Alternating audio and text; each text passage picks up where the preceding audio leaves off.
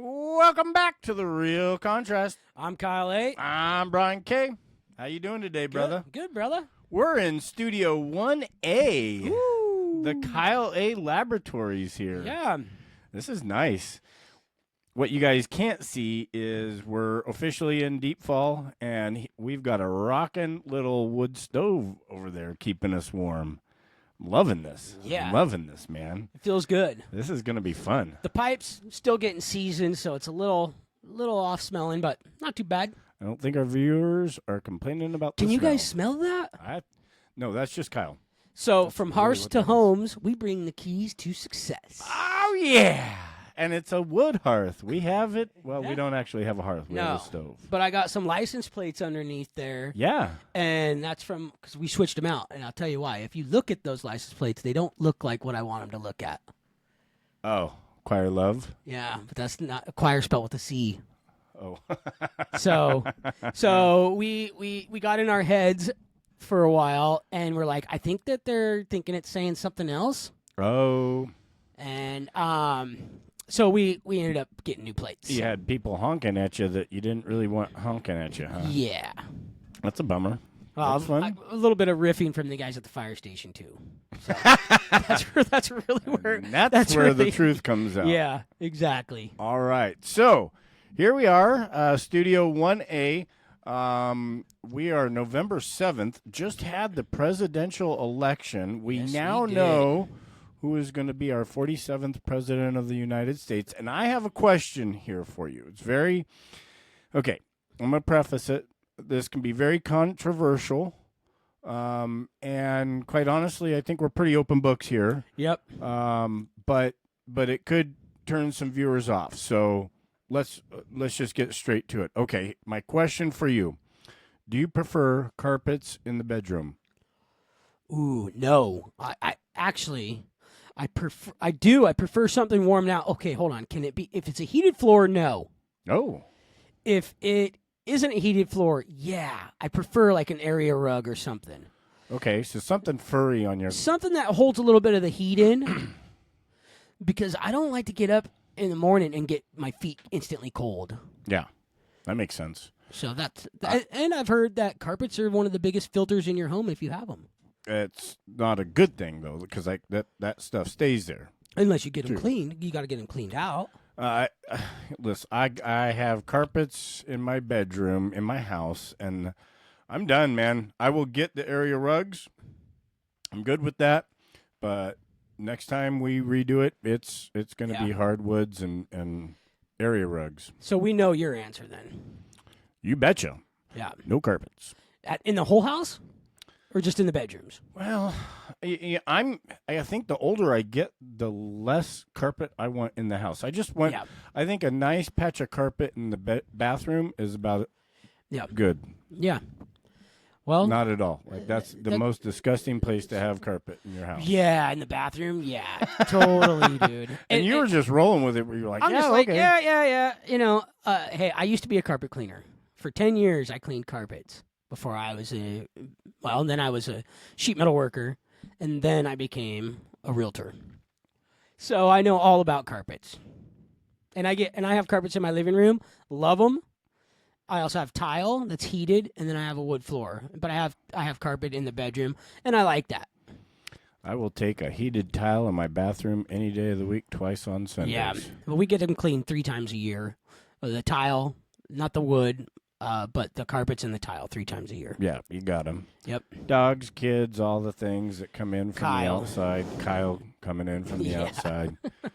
All right. So, What's the topic? I got a question for you. Uh-oh, another controversial one. Yes, sir. Should buyers do repairs prior to closing? Ooh, I'm just gonna go with a hard no. Why? Well, because you don't own the property yet. You don't. All right. So Good question. I'm Next. we're gonna park right here for a minute because I'm gonna share some experiences with you. Hit me with it. First time that I did this was probably about 5 years ago, maybe 6. We were FHA or VA. I can't remember which one. Real similar, right? But I want to say it was VA. And my clients actually had money to put down, which you can do a zero down with VA and whatnot. The challenge is going with the VA, you have certain things that you need to have done to the house. And they found a house they loved. Okay. Problem is the VA didn't love it, right? Because there's stuff that needed to get done. Peeling paint. There was an outdated electrical panel in there.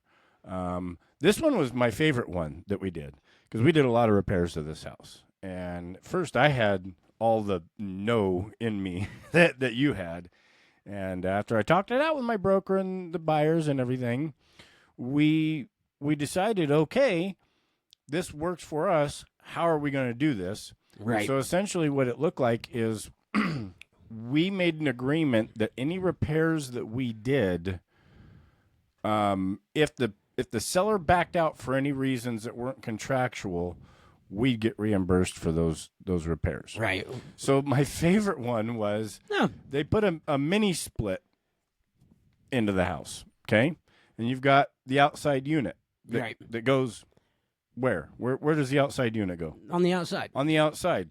Well, that's what most folks do. These people put it in the garage, which is no, you can't have, can't have the outside unit inside. So the sellers had it in the garage. The homeowner had it. And I think what it was I think it was an estate, someone had passed away. Right. And so, my clients, they did some flooring. There's one really questionable room. They did some painting. They did some wall repair. They moved the air conditioner unit outside. And then we had to put new garage doors on there, which they were going to do anyways. But here's the thing. They were going to do those repairs anyways, right? So they knew that, and they were protected by us saying, hey, we could get reimbursed if. And so why that was beneficial to my clients is because we had been looking, and it was going to be very hard. We weren't competitive with the type of loan that we had. Right. But when they found the right property and the house that fit for them, we crafted a way to do it. No, I think that actually makes sense. Issue is still, and I think you went about it right. I mean, putting in a legal contract. However, that still, if the sellers would have reneged on it, right, and that would have been a court case. Yes and no. So, I mean, just because it's in paperwork doesn't necessarily mean people are going to follow it. Yeah. There's still some, it's kind of still a danger zone. But I understand where you're coming from, especially with VA, and certain things got to be done for it. Yeah. And if the seller don't have the money to do it, well, there it is. Yeah. And ultimately, at the end of the day, we're not salesmen. Right. Right. We are guides. Yep. We're advisors. Yep. And so, if the client says, "I really love this house," Yep. I mean, we can look at it and be like, "Nope, nope, nope, nope, nope." They'll just find somebody else Can't do it. to help them with it. Eventually, they might just get tired of you. Yeah. Exactly. Especially after you write 14 more offers and you don't get that. But no, I think so. I do think that there are time and place. Yeah, I agree. And you really got to be careful as an agent as you're advising your buyers on, the formalities of it, because it's not easy. Absolutely. Right? And it's not something that's traditional.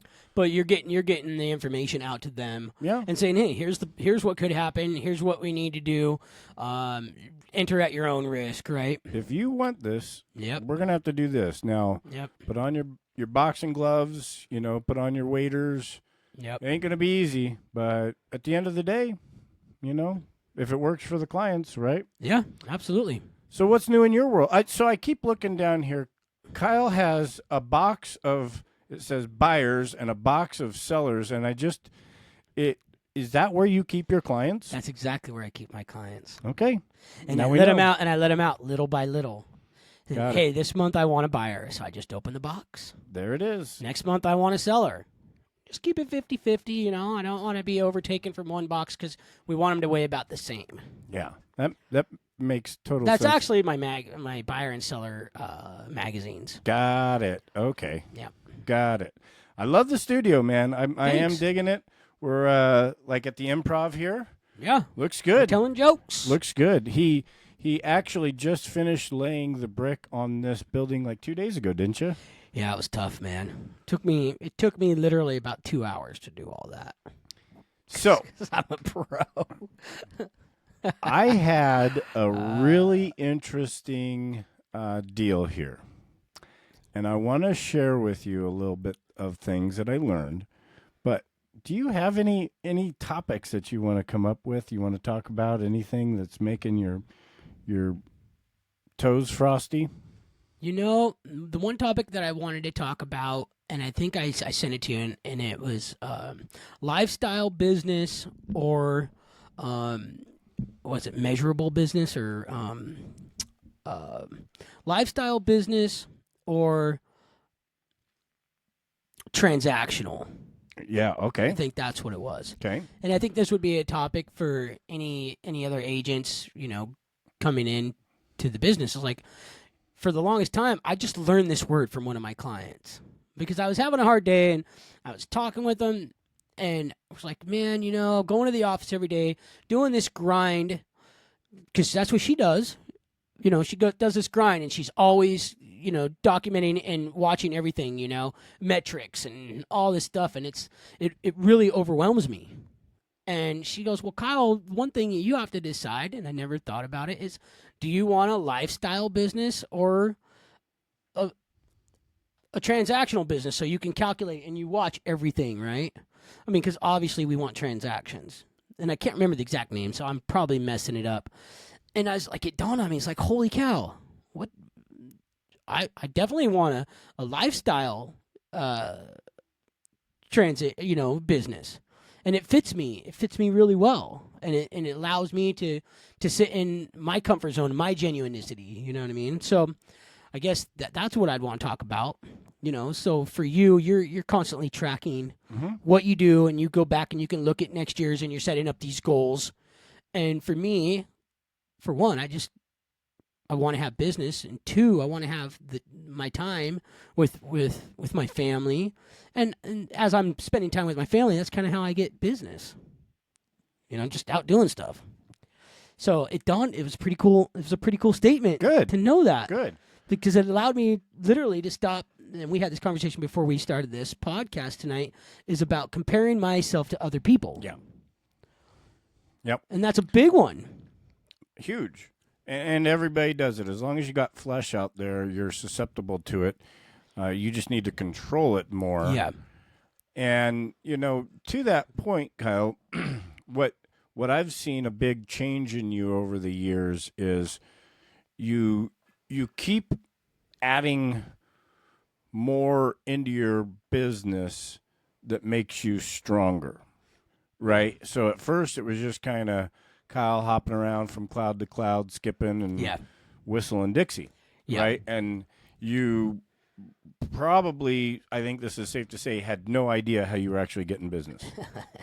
and it was not a scalable business. It wasn't something where you could sit down and say, this is how I get business. And then as you started to add to your business, I attended one of the classes that you taught. Right. And it was about, mindset and more of that puzzle had been added in there.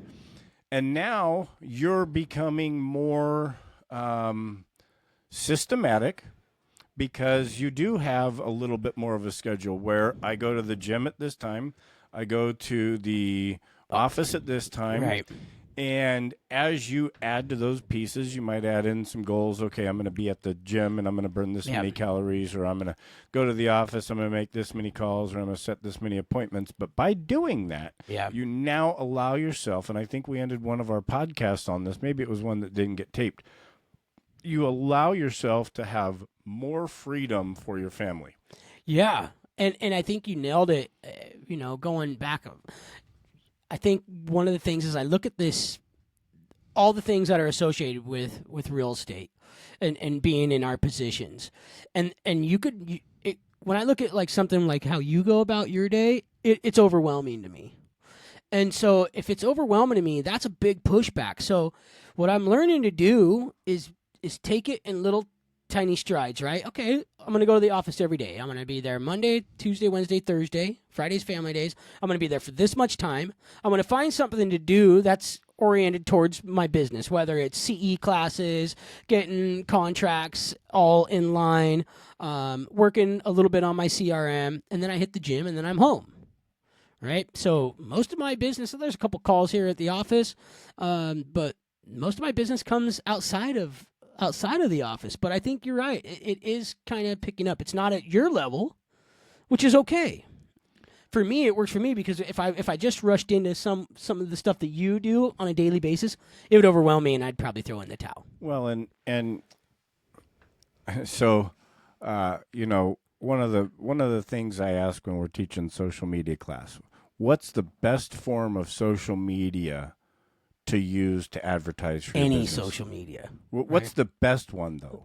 Anyone you'll do. Anyone that you'll do. That's exactly it. So when it comes to, there's many different ways to do this business.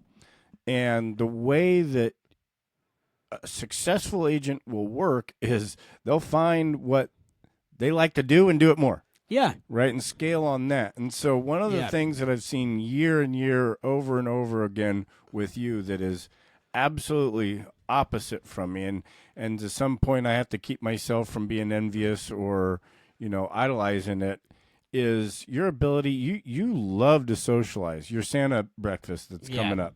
This guy is a ham for talking to people. He'll talk to 437 people. Actually, more, yeah. And then leave there and be like, "Hey, honey, can we go hang out at a party?" And like I'm recovering, I'm sleeping for 2 days and sucking my thumb and like, no, that's not. Yeah. I mean, okay, well, not to that point, right? But almost. And I did exaggerate on both sides, right? But going to social events for me is not my cup of tea, right? Like going out, and that's why I have the structured system that I have, because that works for me.